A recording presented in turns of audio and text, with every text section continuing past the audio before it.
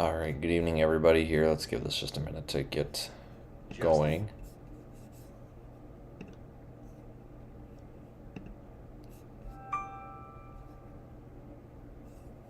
We're going to be talking about a potential tornado outbreak or severe weather outbreak, I think is probably the most appropriate way to put this, with the potential of multiple tornadoes tomorrow. And we're going to get right into that here in just a second. I have to get this put out onto social media. I am a one-person thing here, so it does take me a minute to do this. I have to wait for the stream to go live to do that. But hopefully everybody is doing all right this evening. I'm actually going to go ahead here and remove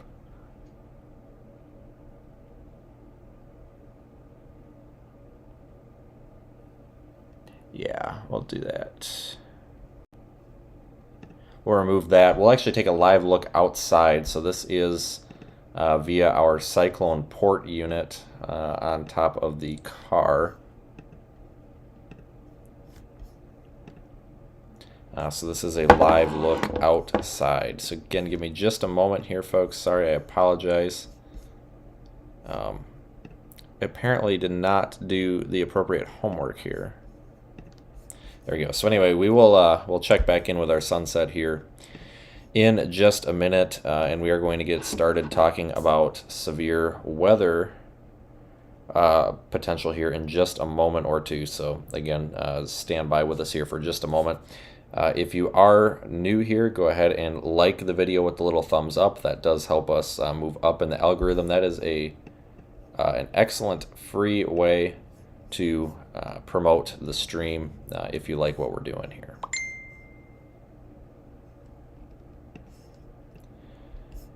Let's see here. Make sure everything's working. It appears to be. So I'm going to go ahead here for the sake of worried about losing viewers. We're going to go ahead and take a look at today's severe weather event as I try to get this sent out again. It's a lot to do here as a solo content creator, so bear with me here as I get this sent out. What you see on screen right there is the slight risk for severe weather, and that is for today, and we're going to talk about that here in just a minute.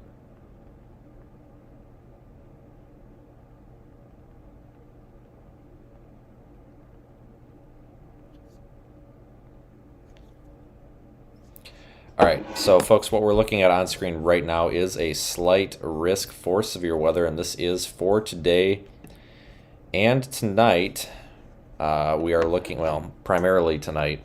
You're looking at the Storm Prediction Center's webpage right now, and that slight risk goes from areas just to the northwest of Lubbock all the way up there into central Kansas. I think it might even touch Salina, Kansas, it looks like.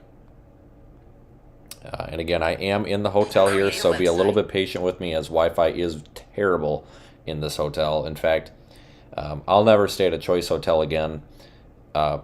Stayed at it's a Choice brand hotel, and earlier I'm trying to take a shower, and a bunch of people just walk in the room, and it about didn't end well because it scared the living hell out of me. And of course, the front desk doesn't care. Nobody seems to care. They seem to think it's okay. In fact, the front desk laughed at me and thought it was hilarious. I didn't think it was much of a joke. So I honestly thought somebody was trying to break in and steal something because they were a very loud, obnoxious group, and it was very not pleasant. So apparently they booked my room twice, and I'm glad that I was here. And that's why you don't ever leave anything in your hotel room, even if you just go outside for a minute, apparently. So not happy. Should always stay at a Hilton, Marriott, or IHG hotel, that's for sure. I will never come back to this toilet of a hotel, that's for sure. Even though it's actually not. It's a fairly nice one, but that's just how they manage. Did I lock the door? Yes. Yes. Anyway, folks. So I am not sure if we are going to be doing much chasing today or tonight, because if we look at this slight risk for severe weather, that's primarily for tonight. A very low tornado risk with mainly primarily a wind and hail risk. But again, guys, I don't think that that's going to really initiate until later on this evening, and we're going to look at the models, and we're going to talk about when and why that's going to initiate here shortly. And just also, everybody, I did downgrade the stream to 720p with a lower bit rate, so hopefully it'll be a little bit more stable. Now, we are going to go ahead and talk about new video. Guys, I'm stream's working fine on my phone. I'm assuming you guys are having an issue possibly with YouTube. Maybe you guys are having issues. Maybe you guys are having issues with the app. I know sometimes the YouTube app doesn't transcode things properly, but I haven't touched any of the settings here for actually the entire stream. So, but we are in 720, so if anybody does see that we're not able to do the 1080-60, that's why. Let's see here. We've got an enhanced risk for severe weather. This is for tomorrow. This is Friday.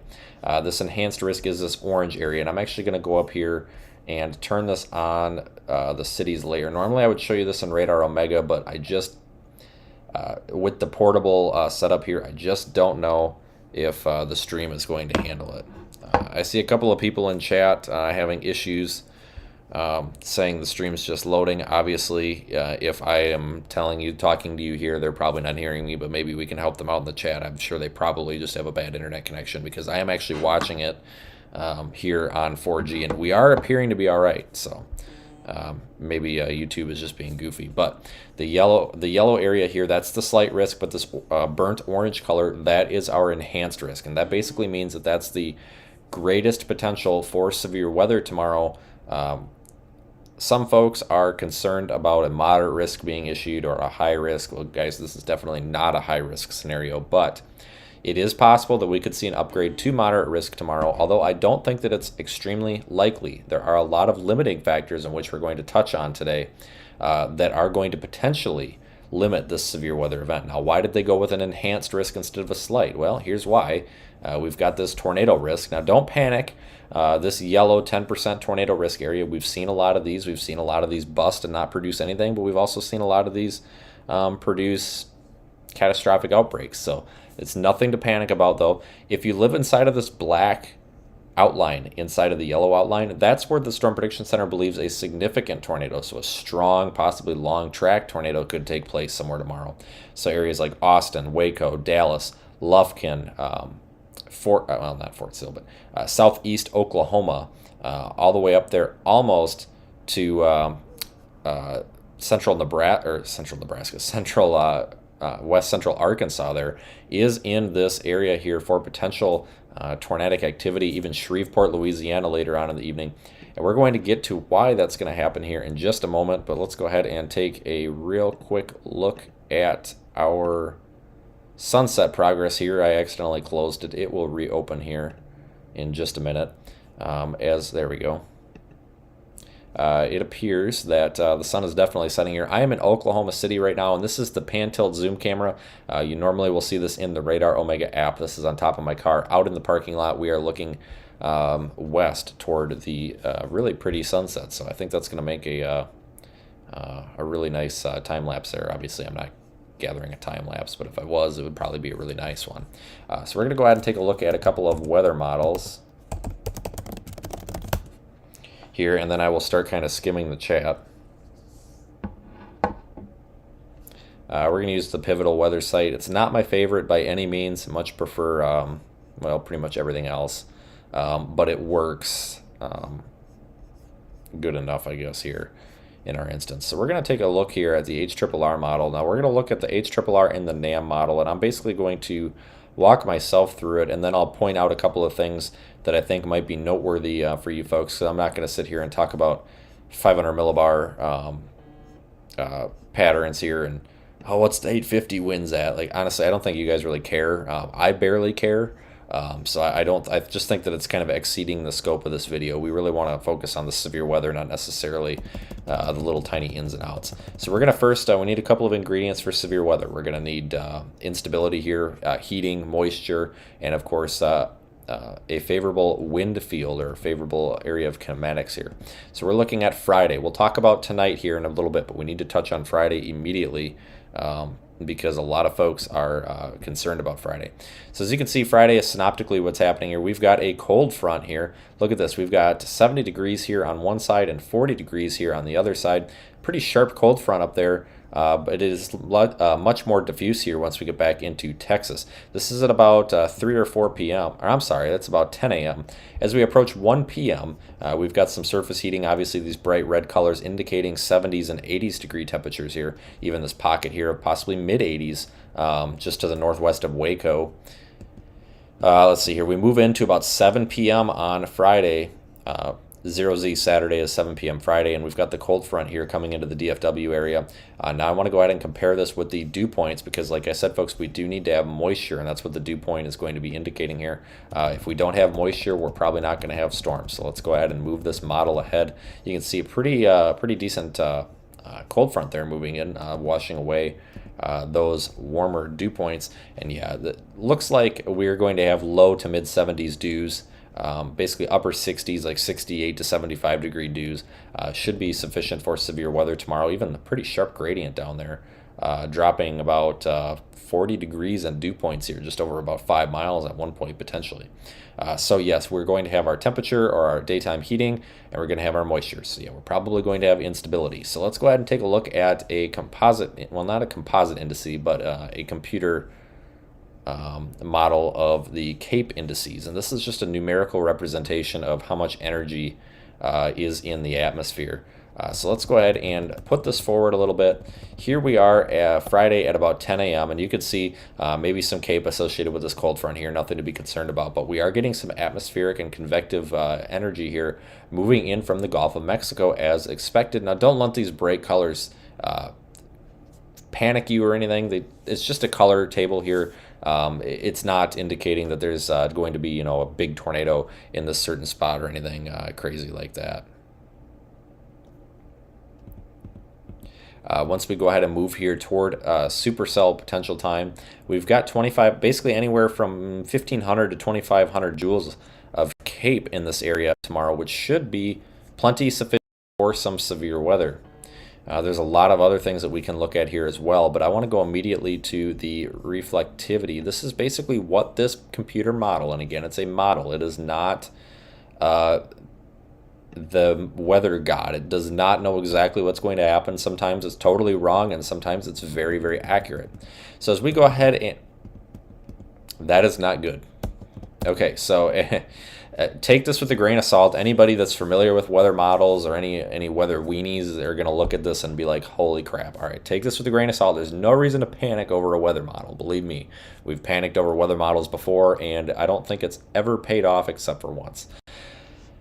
Okay, so here we are at about 1 p.m. tomorrow. It looks like our cold front's somewhere here, maybe in the Wichita Falls area. It's got some maybe elevated convection there being cut off. Nothing too concerning up there by Oklahoma City, out of that tornado threat.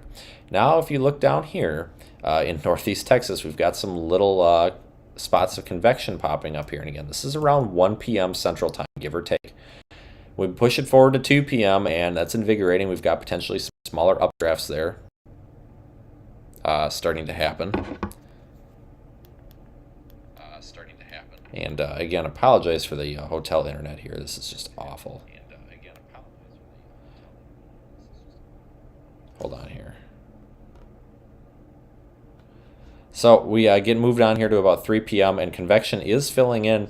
Here's what's concerning me, folks. We get about 4 p.m. and this cold front is back here a little ways, and these might actually be, I don't know if these are prefrontal or what, but regardless, these are semi-discrete storms.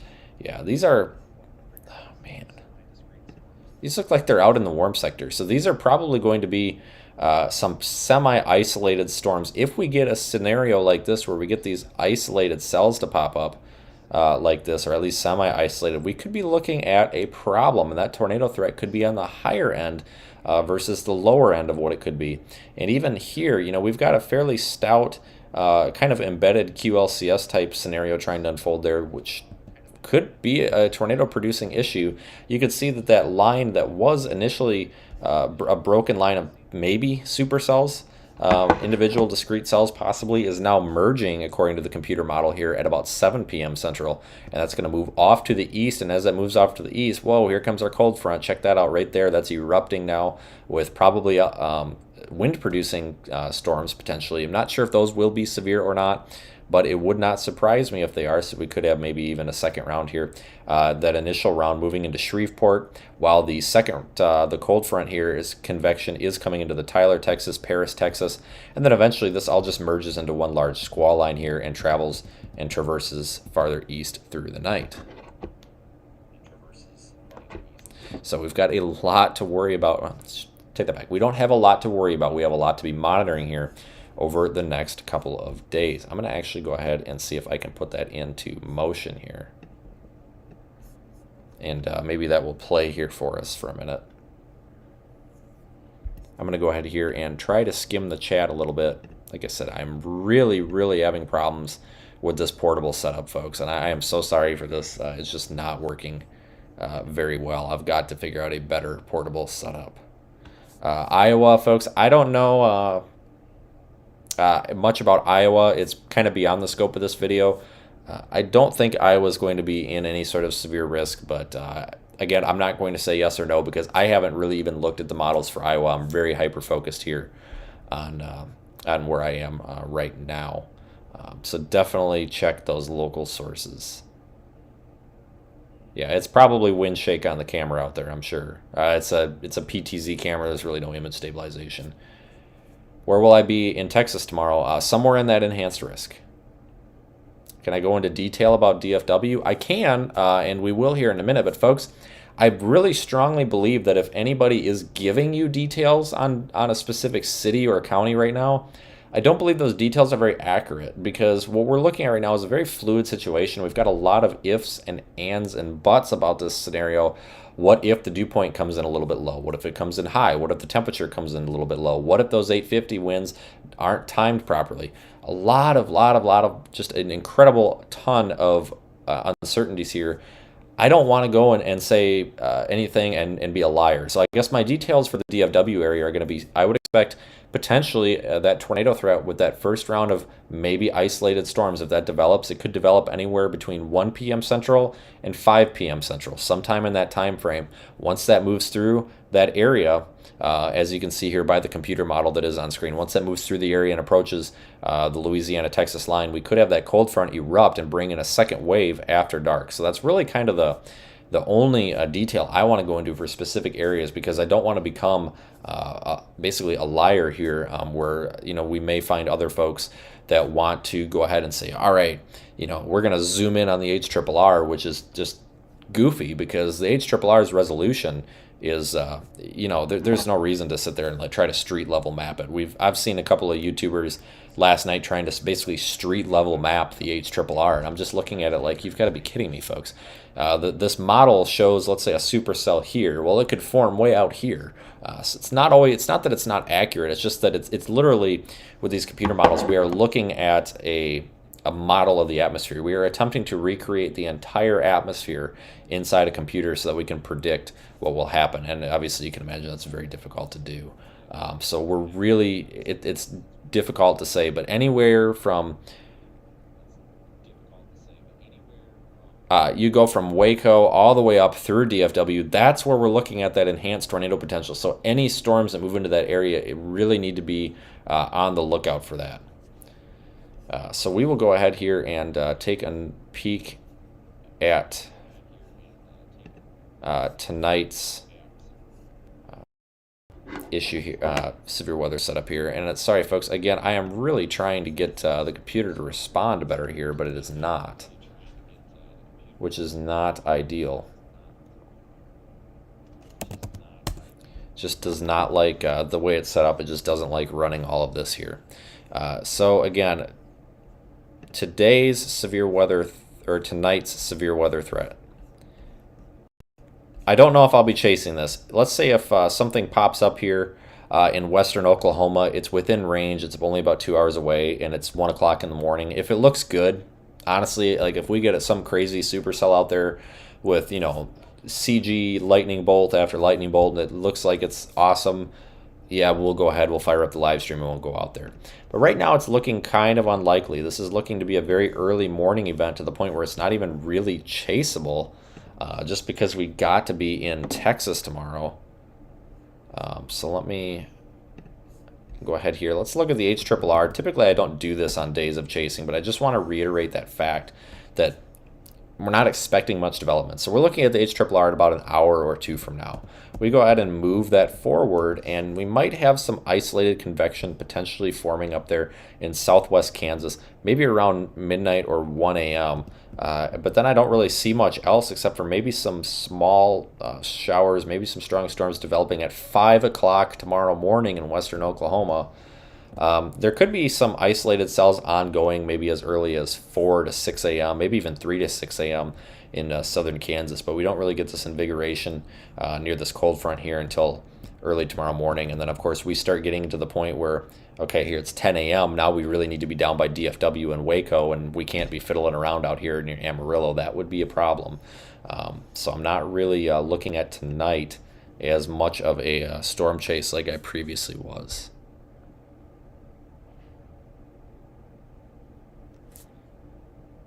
Let's go ahead and check our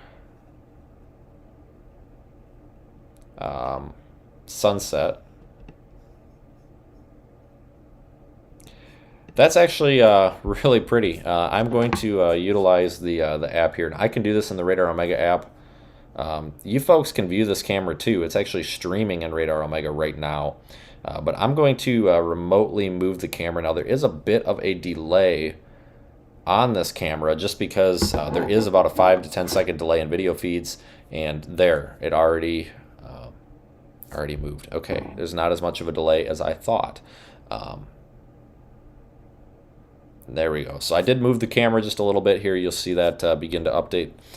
Try to get a little bit better view, but I want to actually, the reason that I'm streaming this is there's a point to this, folks. It's not me just trying to show off our cool toys. But if you watch those clouds in the sky, look at how quickly they're moving.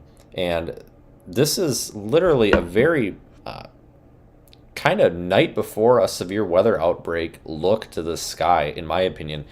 Storm chasers may not agree with me and may disagree. Meteorologists the same. But when I look at this, I literally, that low layer of clouds it's a very saturated environment right now. It looks very like we've got relatively favorable dew points right now. In fact, let me utilize my phone app, which is going to show us this weather data here from the Cyclone Port. You can download Radar Omega, do the same darn thing. We've got a dew point of 64 degrees out there, measured by that instrumentation on the car right now. So, I don't know. That's definitely that moisture transport on its way to the north. that warm, rich air that could bring our severe weather tomorrow from the Gulf. So I'm really interested here in watching this camera feed. That's why I brought it up, because it just reiterates that fact that we do have moisture transport coming. And you know, I'm not saying that I can base whether or not we're going to have a tornado outbreak or a severe weather outbreak tomorrow based on the way the sky looks the night before. But to be completely honest with you folks, the night before May 4th, the night before, which was not actually an outbreak, by the way, it was just a severe weather day, several nights before other pretty high-end severe weather days. This is a similar situation to what we saw, and it's not necessarily the colors of the sky or anything, but it's what's in the sky, and it's these low-moving, moisture-rich clouds here. You know, this lower layer of clouds. It just looks like there's a lot of water in the atmosphere, and actually, when you take a walk outside, you can feel how damp it is. And with a 64-degree dew point and a 70-degree temperature, with that only 6-degree spread there, that puts our relative humidity pretty high. In fact, I probably should look at that. What is our humidity? We're at 80%, so relative humidity is 80%. So it's very damp feeling. Thank you, everybody, for joining me. If you are just joining me, I am going to go ahead and insert my advertisement now. I try to do this at least once a stream. In fact, I kind of have to keep the lights on. Not these lights. This is a crappy hotel. It's actually not crappy. It's just the Choice Hotels. A little bit of a problem earlier. If you were watching the stream, you heard all about the people trying to walk in on me here earlier.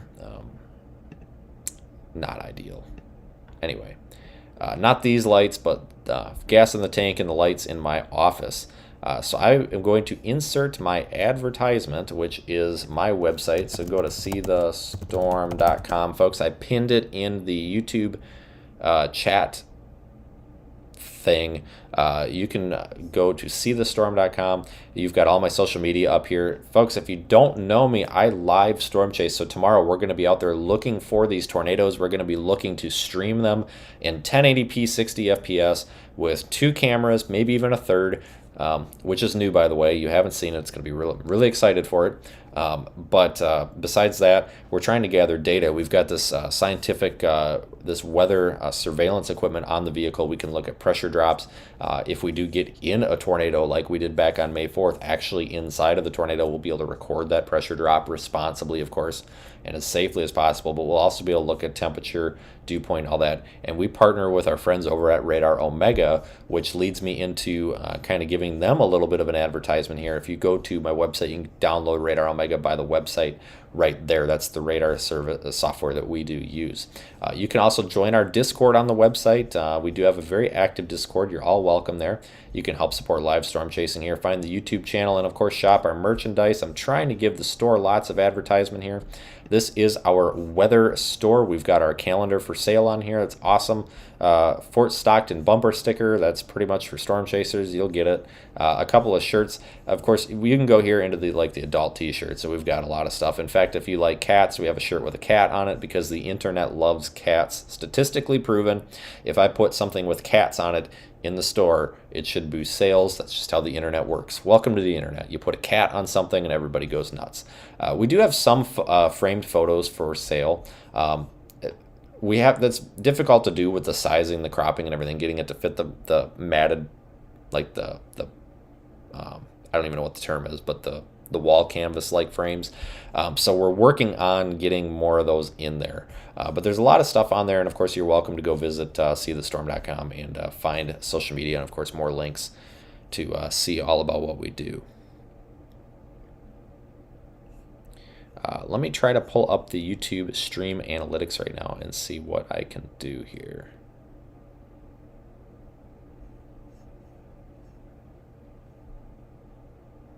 How bad will this outbreak be? Well, I would, with that question, I would probably go back and watch the video from the beginning, because I would have to go back through all of this to explain how bad will this outbreak be.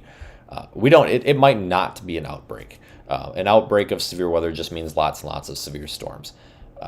So I would definitely, if you're, especially if you live in this area, you're concerned, go back, watch the video from the beginning, the first half an hour. Well, actually not half an hour, but the first, 20 minutes, 15, 20 minutes, we went pretty in depth on that. So I would really encourage that. What you're looking at on screen right now is tomorrow's severe weather potential. If you live in that enhanced risk, that's the orange, the dark orange. You've got the biggest threat of severe weather. However, if you're in the dark green or the yellow, you've still got a threat for severe weather and possibly tornadoes. Will the severe weather threat lessen as it moves east? Yes. In fact, I'm going to show you that if I can with what the HRRR model thinks is going to happen here. And I'm just going to again show you with composite reflectivity because that's real easy to do.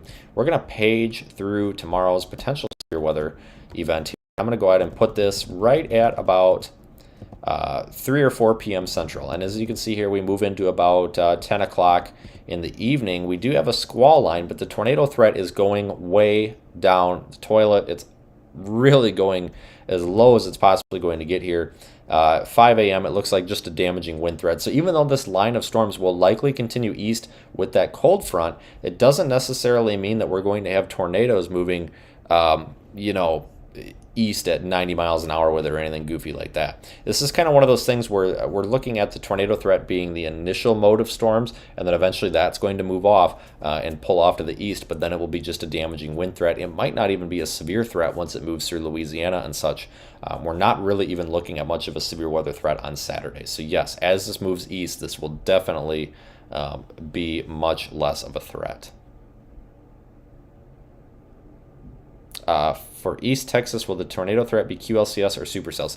Both. So you could see kind of in the HRRR loop that we're looking at, folks, we could have an initial round of supercells that could move through, and then we could have a QLCS event. Now, here's what could also happen. We could have an instant QLCS event and maybe no supercells. So that would also dampen the tornado threat a little bit, but you can still get a strong tornado threat in a line of storms. And anybody not familiar, QLCS is just basically a line of storms, a quasi-linear convective system. It's just a fancy way of saying like a squall line.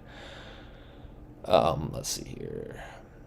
East of Dallas, yeah, pretty much. I think the threat's going to start maybe just west of Dallas and then track to the east. So anybody that's west of I-35, if you're in the enhanced risk, yeah, you need to be paying attention. But I think that the biggest risk is going to be realized to the east of I-35, east of Dallas, I think. But the enhanced risk officially does go a little bit west of I-35. It does include Waco and Austin as well. But for the most part, we're looking at the Dallas metropolitan area here and points east and, of course, south. The Storm Prediction Center did expand that 10% risk farther to the south, and I will show you that here in detail. Again, I'm going to put the tornado threat here on the map. So what we're looking at right now, folks, that's the tornado threat. This is from the Storm Prediction Center. And anybody in that yellow circle, that's the 10% chance of the tornado, which is actually pretty high. We don't see much higher than a 10% very often. Sometimes we'll see a 15, which is pretty darn rare. Sometimes we'll see higher, but that's extremely rare. So really a 10%, that's really about as high as we get on average.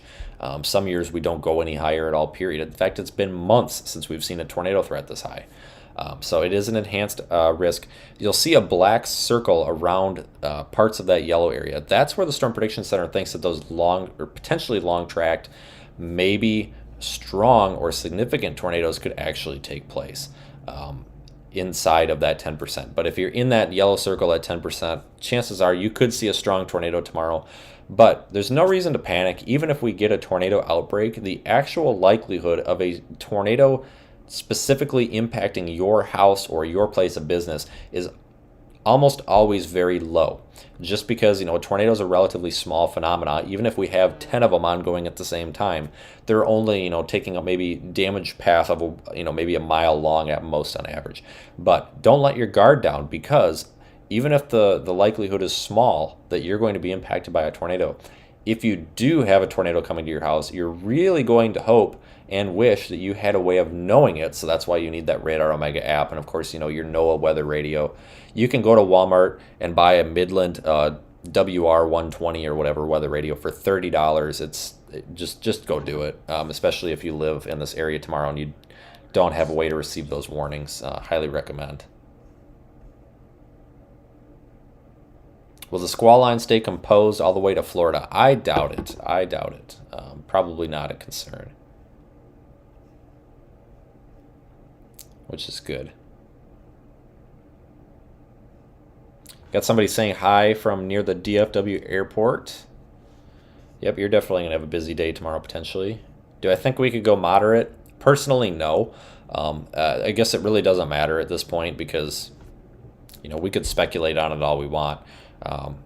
It's like I always remind folks, the Storm Prediction Center doesn't, the Storm Prediction Center that puts out these outlooks, they don't create the weather, contrary to popular belief. There are some people that think they do, but they don't. So they could put out a high risk tomorrow, and it wouldn't change what's actually going to happen. So at this point, with the enhanced risk, I think they've done a very appropriate job. They've done an excellent job with these outlooks, very detailed outlooks, very on top of the ball, as they always are. They always do a fantastic job. So I don't think that there's really a need for moderate tomorrow. I don't think that the models are indicating anything. Let's put it this way. I don't think that the models are indicating anything more potent tomorrow than what they were when they decided to go with the enhanced. So I don't think we're going to see a moderate. If we do, it's not going to change the outcome. So that's why I don't really think it's going to matter too much. If they do or don't. However, if they do, of course, I'll have updates on that immediately. If they did go moderate, I would expect that probably at like the 11 a.m. central outlook. I don't think that would happen overnight, though. They'll probably want to wait and see how things go. Guys, my computer is locking up horribly. So I'm going to go ahead and put the HRRR loop back on screen there. And I'll stay live for just a little bit here. I'm going to go ahead and kind of shift into question answering mode here. Let's see, Mother's East Texas tomorrow. Stop by for dinner. All right. Probably won't have time, but I always appreciate folks like that. Think they'll go significant for damaging winds? They could. I wouldn't be surprised if they did put us the contour there for the significant wind. I was actually surprised they didn't, but that wouldn't surprise me if they did that.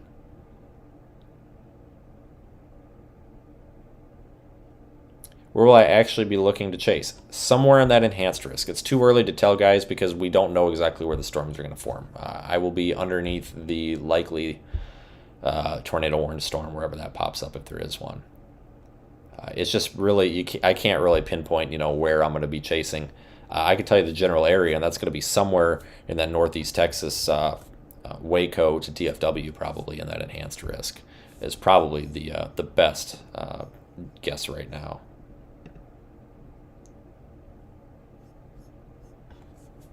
Do I think an F5 tornado is more dangerous than Carol Baskin?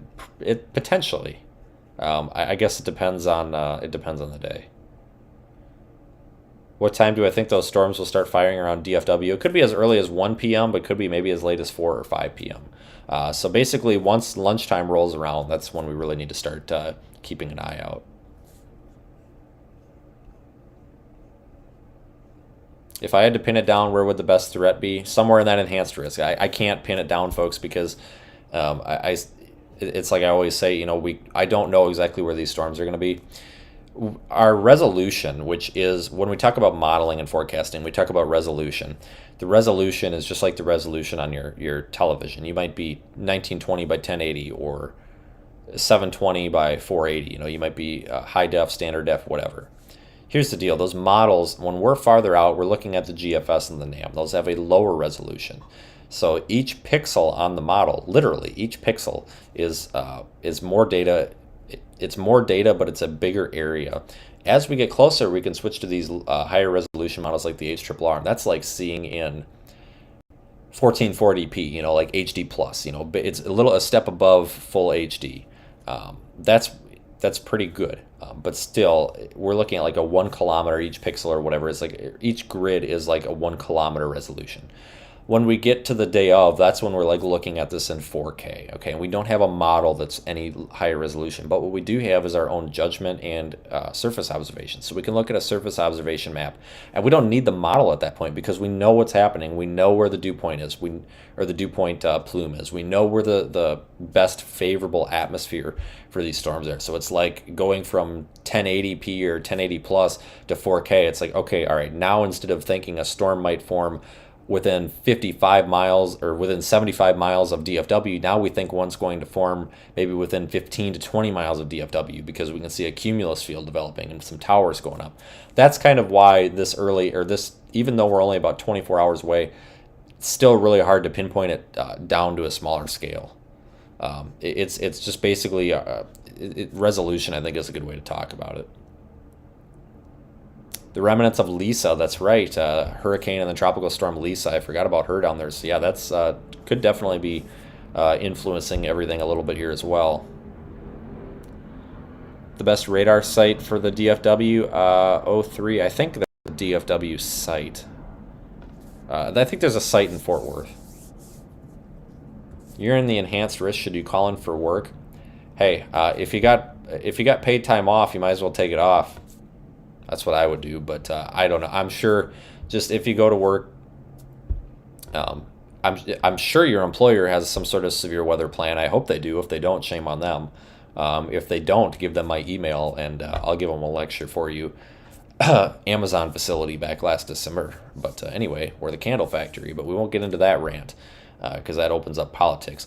However, make sure your employer does have a severe weather plan. If they don't, take some personal responsibility. Your employer, let's say they don't allow phones. Well, if they don't have a severe weather plan, well, they best be allowing you a phone tomorrow. So just have a way to receive those warnings. Phones are great. Family members can call. Television, you can pull up live streams of the TV and everything.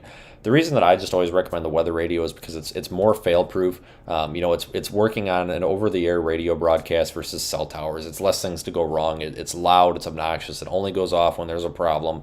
It's not like your phone. If your phone goes off for a tornado warning or something, you might miss it or you might ignore it. So that's kind of why I recommend the weather radio.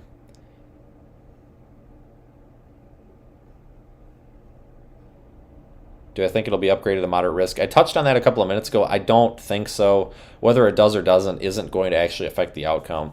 If they did do that upgrade, it would probably be sometime later tomorrow. I don't think they'll do that at tonight's day one, but I could be wrong. Do I think OU will beat BYU? Beats me. Flip a coin. I have no idea. Good question though.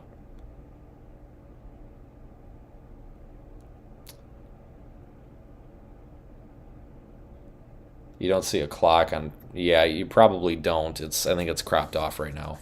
Let me see if I can do that. Actually, it's not going to show on the live stream because of the resolution, but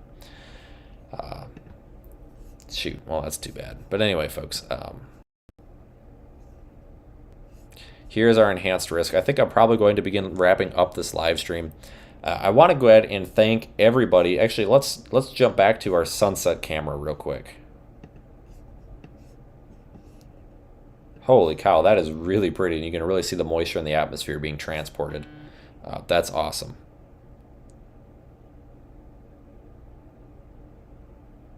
I want to go ahead and give a personal thank you to all of our YouTube members, Super Chatters, PayPal contributors, merchandise customers, Radar Omega watchers. If you download Radar Omega and you watch us in the app, thank you. That's indirectly supporting us. We need that platform to do well. Because we are partnered with them. We do a lot of collaboration efforts with them come hurricane season and such. And of course, with severe weather collection, you'll see me live in the app tomorrow while we're storm chasing as well. So thank you. No matter how you support this channel, I appreciate it. It's been a very, very, very tough month. October was a slow month with a lot of car repairs. It was ridiculous.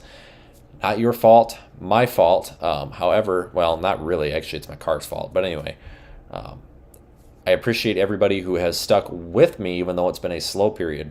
I think that after tomorrow, we're going to enter another brief slow period, but there's a potential. Some of the models are showing that we could have some more troughs digging in, maybe more storm chasing in the second week in November. I don't know. But if you are new and you just found me, thank you. Please subscribe, hit the little like button if you do like the video. If you don't like the video, don't hit the thumbs up. You can hit the thumbs down, but that sucks. So hit the thumbs up unless you hate the video. In that case, then don't watch it, I guess. But you folks are powering what we're doing. This is literally crowdfunded storm chasing. Everything you're seeing on this YouTube channel is powered by this YouTube channel, except for this camera right here, this sunset camera, we'll call it right now. This is actually part of the Radar Omega Cyclone port system. But still, you get what I'm saying. You folks are some of the best supporters out there. You have a large variety of storm chasers to choose. Some amateurs storm chasers and some professional storm chasers. And the group size shrinks when you go into professional storm chasers. I can only name so many. And I appreciate you choosing myself and whoever you watch and choosing to support these content creators on YouTube, because folks like me, when we're out here making, basically our income comes from YouTube. We don't have goofy jobs, like we don't go and moonlight, at a factory or something. Like, this is our life because it takes 100% of our effort. So it makes me smile when I look down. We've got 670 people watching. So I appreciate it, folks. You guys watching this literally makes my night. Thank you again. I'm going to scroll the chat one more time before I end this. But I am in Oklahoma City, guys. I am preparing for a storm chase tomorrow. It could be an outbreak of severe weather. A little bit too early. We can't really call outbreak until it's actually an outbreak, but I do think the potential is there. If things come together right, it could be a tornado outbreak. It could be. I'm not saying it's going to be, and I'm not trying to lie to anybody. There's a potential. The potential isn't super high. The potential is a little bit lower than I initially thought, which is good. But regardless, the potential for a severe weather outbreak, damaging winds, maybe some hail, and maybe some tornadoes, maybe some strong, does appear likely tomorrow from Waco all the way up even into southeast Oklahoma and that far west central sliver of Arkansas. Daniel's got a super chat. Thanks, Daniel. If any others have come in during the stream, I may have missed them because I am confined just to my phone here on this portable stream setup, and I do miss them. Not like miss them getting them, like physically miss seeing them. So I'm going to go ahead here and pull up that enhanced risk one more time for you guys. And let me scroll the chat. Patricia says I'm the only chaser she watches. Well, thanks, Patricia. It's very nice of you.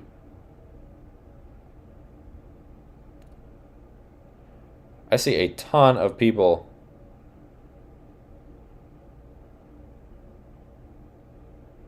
A ton of people in the chat. Holy smokes.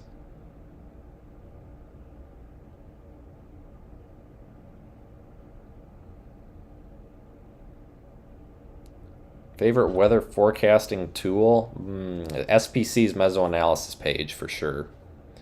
Is Fort Worth good? Well, I pretty much lump Fort Worth in with Dallas. I know we kind of all do, but when I talk about Dallas, you might as well consider Fort Worth because it goes back into that resolution thing. You know, okay, what, 10 miles? The city center is like, what, 10, 20 miles west. But when we look at like the resolution of a weather forecast or a weather model or even just surface observations and our personal forecasts that we do up here versus in a model,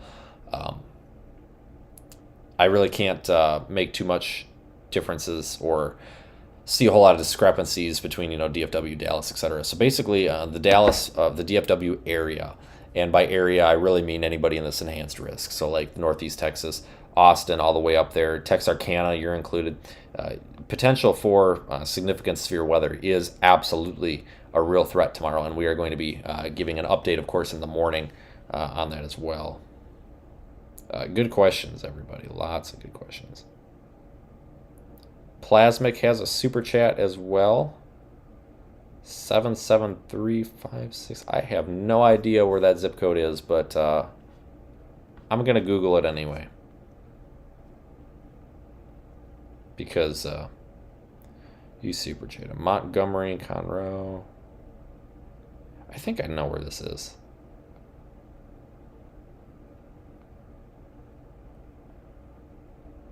Oh, okay, down there near Houston. Okay, so it looks like the Montgomery, Texas area, since we had a super chatter there, that might actually be in that enhanced risk.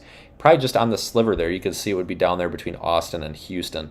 So maybe you might be in that enhanced risk, but regardless, it's close enough that you could pretty much consider yourself in that enhanced risk. My thoughts on Austin. Austin's on the tail end of it down south, but still in the enhanced risk and close enough to that 10% significant tornado potential that yes, Austin definitely needs to be watching out. But I don't believe the threat is as strong there as it is from maybe the Waco to Dallas, Texarkana area, the I-20 corridor. Take that with a grain of salt though, because it's very fluid. That could change.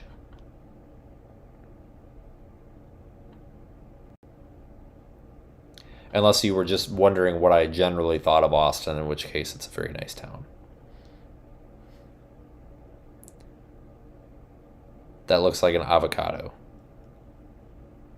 I guess I'm not seeing it, but fair enough. Tyler, Texas. Yeah, Tyler, you know, we're talking about areas here, you know, now east of Dallas, in that definitely in the enhanced risk. So I think those areas that are near I-20, just east of Dallas, I think that's kind of where the focal point is going to be personally. But this could end up, guys, the enhanced risk is pretty big. We could end up in southeast Oklahoma, or we could end up down in Austin. I don't know. So really early tomorrow, I'm going to try to get to Dallas and get just south of Dallas and then maybe have some secondary roads to use because I hate Dallas traffic. Nobody likes Dallas traffic. So that we can move around. But the potential is there. We could end up maybe even north of Dallas near the Red River. So it's definitely possible. I see lots of people asking for specific town names. Again, guys, I really can't focus too much on that because I am forecasting here on a regional and national scale. But if you think that your town, which we've got the map up here with the cities on there So you can kind of figure out where your city is in relative to these cities. If you're in that enhanced risk, which is the dark orange, yeah, you've definitely got a potentially significant weather event tomorrow. If you're in that yellow slight risk or near the yellow slight risk, you've got a little bit lesser of a severe threat, but it's still there.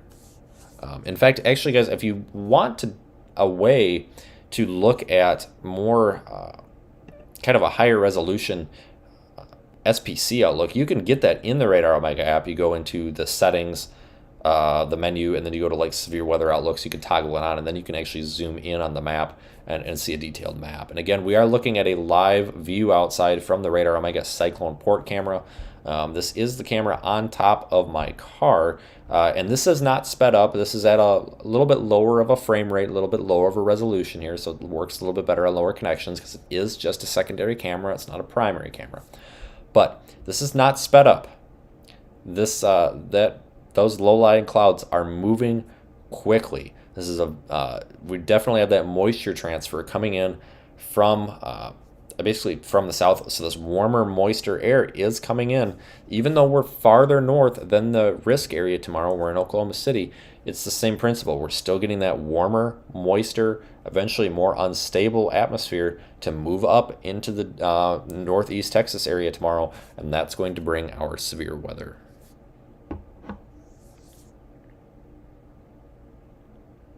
Let me just check the chat one more time.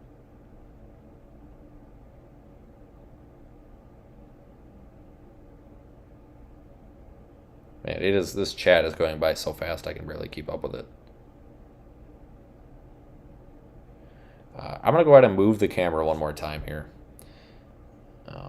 Just for funsies. I just kind of want to see kind of how everything's going out there. It is a very beautiful night out, folks. Absolutely beautiful out there. And again, currently located here in Oklahoma City. This is literally a view outside in the parking lot on the southwest side of Oklahoma City.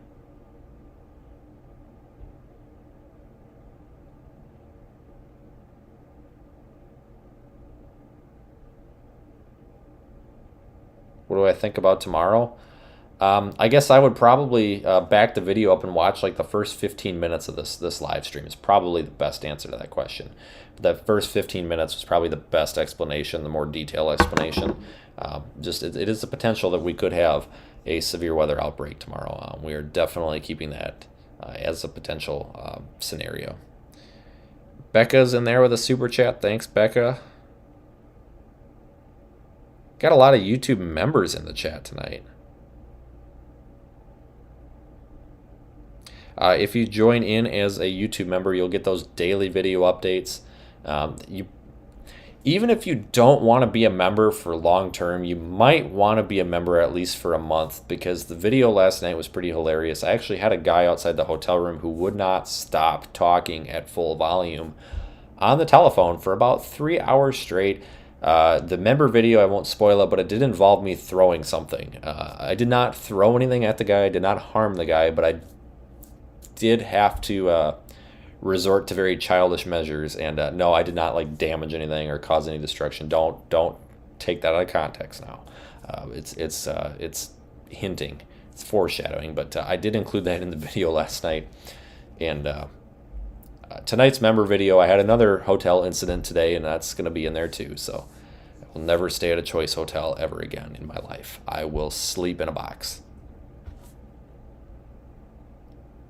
Will there be an EF5 if everything goes right? I would doubt it.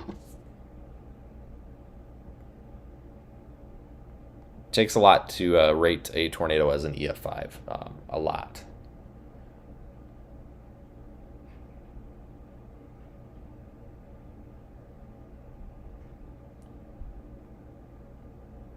I don't know where Louisville is. I'm sorry. You really basically need to put whatever town you're concerned about, folks, on the map here. And you can view this map on your Radar Omega app or on your phone, spc.noaa.gov, or literally just Google Storm Prediction Center. And basically, if your town is in the pretty colors here, that coincides to the severe weather risk you have. So this darker orange is the enhanced risk. So that is the more concerning area for tomorrow. So if whatever town that you are concerned about is in the enhanced risk, then you definitely have that severe weather potential tomorrow. What time should you stop delivering mail? Probably 8 in the morning because that job sounds terrible. But if you're talking about when will the storms happen, I would probably say around 1 o'clock. I don't know, Carrie. The HRRR was showing sometime around 1 o'clock maybe. But that seems a little early. So I would say between 1 and 5. But I wouldn't be surprised if we've got something to keep an eye on, or at least some sort of development by at least like 2 o'clock Central.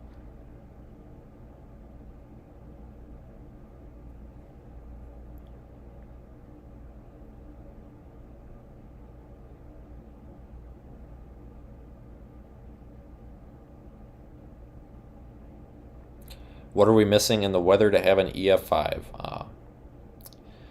A tornado of epic proportions. That's what we are missing. And I actually take that as probably a pretty serious question. It's not a smart answer either. Um, we rate, obviously, a lot of folks know we rate tornadoes on a scale of 1, or I'm sorry, 0 to 5. EF. It used to be just F, now it's EF. It's pretty similar. A couple minor changes, though, based on damage and wind speeds. But, folks, basically, to have a tornado of such high wind speeds, we have to have some significant damage indicators. So we could have a strong tornado in the middle of a cornfield, and it still might be an EF0 or an EF1, just because it didn't hit anything. If a tornado hits a concrete building, rips rebar or shears off rebar and ground anchors and stuff, that's when we get into the EF3, EF4, EF5. It's really tough to say, why don't we have these strong tornadoes? It's possible that sometimes we rate tornadoes too low or too high, but tornadoes are typically rated on the damage that they do, and then that correlates to wind damage. For example, we may have something like we refer to as an EF3 damage indicator, like or an EF2 damage indicator, like a certain amount of trees down, or a certain diameter trees broken off or versus uprooted, might be, okay, well, that's an EF1 damage indicator, so we're going to say this tornado had 80 to like 120 or whatever it is mile an hour winds. So typically they're rated based on damage, and then that corresponds to a wind speed reading. A lot of people think it's the wind speed, but no, it's actually currently, this probably will change in the future, but currently they are rated based on the damage that they specifically do. And then from the damage, we infer the wind speed, if that makes sense.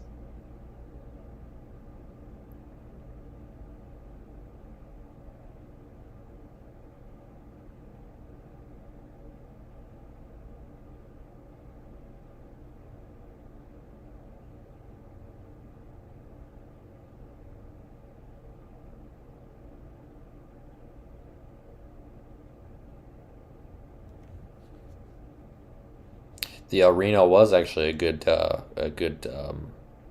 example of that, Matt. So Matt brings up the El Reno 2013 tornado. We actually had mobile radar measured winds well in excess of 250 miles per hour, potentially approaching 300 miles per hour. Mobile radar measurements, but it was still only rated an EF3 based on the damage it did. 300 mile an hour winds would have easily made that an EF5. But it wasn't rated that way because the protocol in the book says that we rate tornadoes on damage, not radar estimated wind speeds, or radar, pretty accurate, but still considered estimated wind speeds. Yeah, exactly. Good example of that.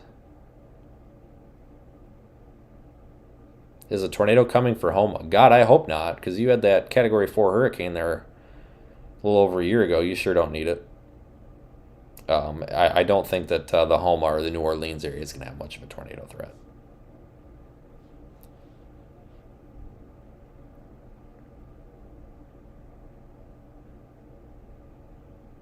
All right, folks, I think I'm going to start wrapping it up. I hate to wrap it up because it's very, very rare for us to get more than 200 viewers on this live stream unless we have something interesting on the camera, like lightning or a tornado or hail. So I'm trying to get the most out of it, but my computer is almost unusable. I've got to figure out why it's doing this. It's a problem with OBS. I might need to start using Wirecast or something. It's a problem with this current setup. And that's just the unfortunate part of being on the road. I probably should just do these from the car because the computer in the car has a much better graphics card. So I'm going to go ahead. There's your enhanced risk area. I'm going to pull that off. We're going to take a look back at the sunset camera again. Again, this is from the parking lot of my hotel here in Oklahoma City. This is the radar Omega Cyclone port camera from the top of the car. I want to thank everybody for joining me tonight, especially you folks that go to seethestorm.com and you purchase your merchandise, you super chat, you're a channel member, all that stuff. It really helps keep us on the road. But I will be doing live severe weather coverage, most likely. I always say most likely because you never know, because the storm system could go to crud. But most likely we'll be having a pretty active live stream tomorrow, somewhere from Northeast Texas. That live stream, I would expect it probably sometime after 12 p.m. Central. It could be as late as 5 p.m. Central, but somewhere between noon Central and 3 would probably be the most likely start time for that.